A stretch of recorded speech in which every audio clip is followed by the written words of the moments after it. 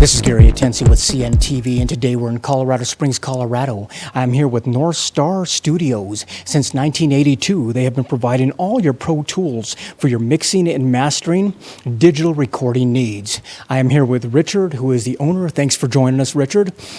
Richard, you yourself, you've been part of the musical community here in Colorado Springs for most of your life. You have over 30 years of experience, not only as a songwriter, also as a musician. You're also a producer, audio engineer. Share with me a little bit how this passion of music got started for you.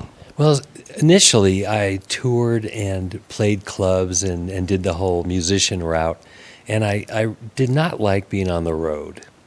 And I thought, how am I going to make a living and have a normal life? So I thought, well, teaching is a viable means of making a living, and the recording business just kind of fell into my lap. I had students that were wealthy people that could afford to let me learn on their dime to do audio engineering, and it turned into a pretty big business. That is fantastic. I mean, quite honestly, folks out there every day enjoy music, but it is very rare for people to sometimes step into a place where the magic happens, really on both sides of the glass.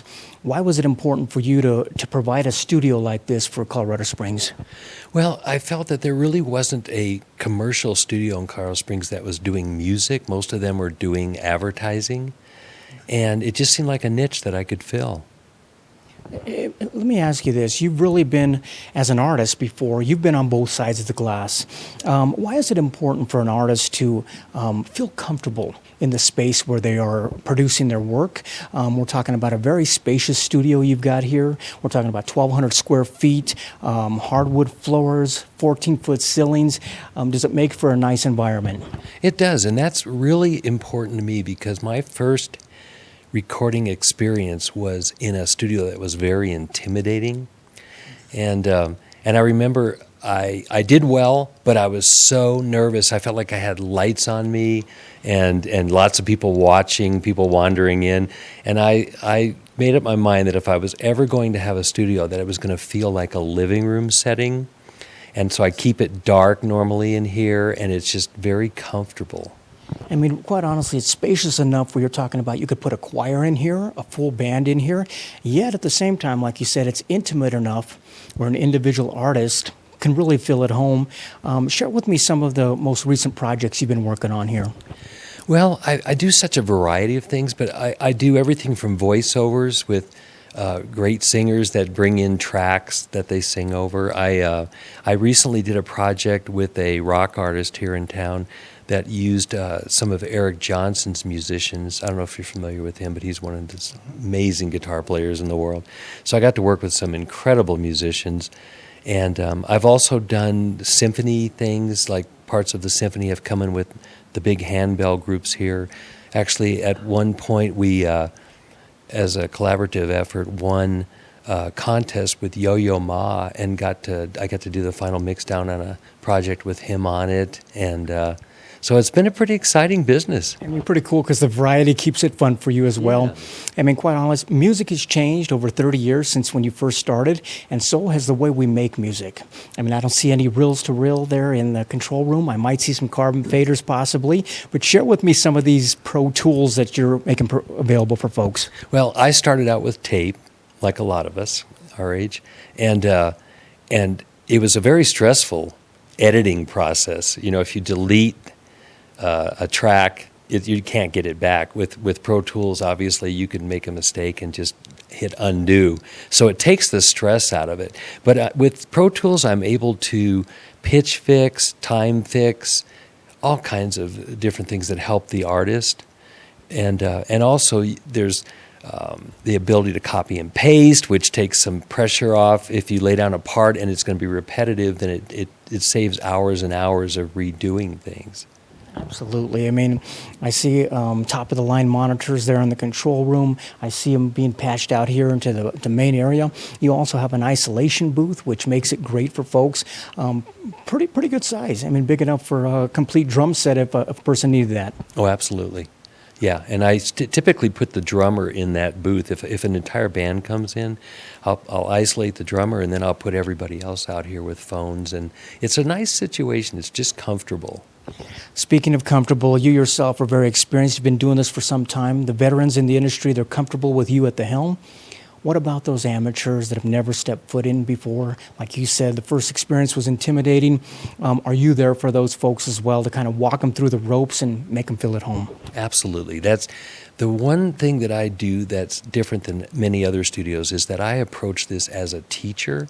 And I love having someone come into the studio, a complete novice, and calm them down, explain the process, teach them how to be efficient in the studio, and also to be able to fill in where they have needs. Like, for example, some guys will come in and they'll have a guitar and they sing and play guitar. Well, they need a lead guitar part over the top of that and maybe bass and drums. And I can play a lot of instruments. I also have access to some great players if I need a drummer or a really great pianist.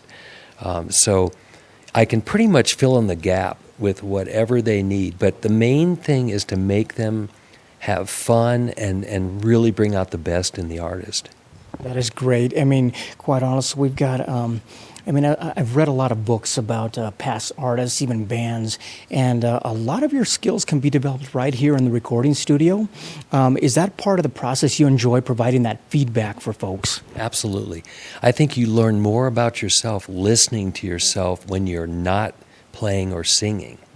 Because if you can stand back, then you actually can see what you sound like. A lot of people, when they play guitar, they do all these exaggerated moves that end up creating nasty sounds on the instrument, and they don't realize it till they hear themselves played back to themselves. So it's a learning process. Quite a difference between a live player and that and a studio musician. You yourself, you're basically, is it kind of your way of giving back by being an instructor? I mean, you basically are able to help folks love their art, love the music, and what is your instrument of choice when you're able to help folks?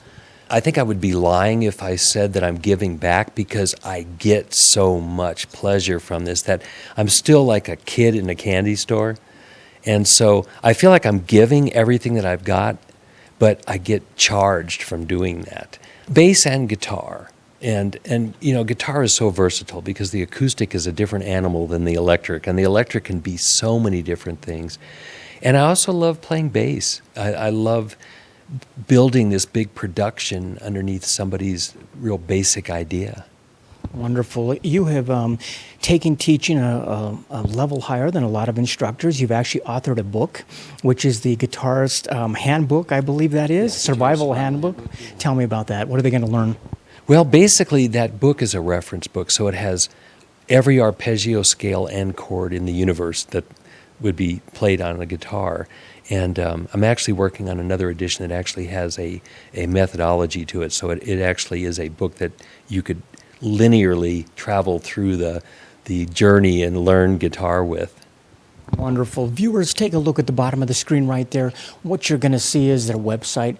First of all, on the website is all their contact information. Basically, definitely he wanted to provide a studio that is high-tech, basically keeping on the cutting edge of audio, but yet at the same time a place that is welcoming. If you're not sure if this is great for you, set up an appointment, walk through the studio. He is glad to take you by the hand if you're an amateur out there, but if you're a professional, a veteran in the field, he can show you the tools there as well. Let me ask you this, as a songwriter, obviously that's something that started this journey for you. Is that something you still incorporate into the business? Oh, absolutely. What I enjoy most is working with amateurs and actually helping them to learn to write songs. Basically, your mission really is to inspire folks. Come into a studio and inspire them to be the best they can be. Has that been rewarding for you? Oh, absolutely.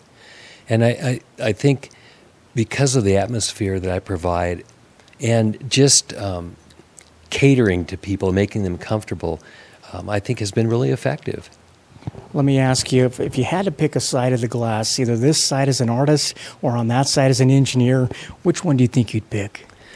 I don't think I could do that. Now, see, typically I'm on that side of the glass as the engineer, but my guitar is on my lap. Because, see, a lot of the electric guitar tracks can be laid down direct line through the system, so I don't have to be in an isolation booth. So a lot of times I'm engineering and I'm laying down tracks for people at the same time, so I'm kind of juggling a little bit, but it's All in a discrete environment. yes. That makes it very cool. Viewers, last time on the bottom of the screen right there is his contact information. Once again, this is a company that began back in the 80s there, has been serving you many years in Colorado Springs. That is North Star Studios, your musical talent brought to life. This is Gary Atanu with CNTV. And if you don't know, now you know.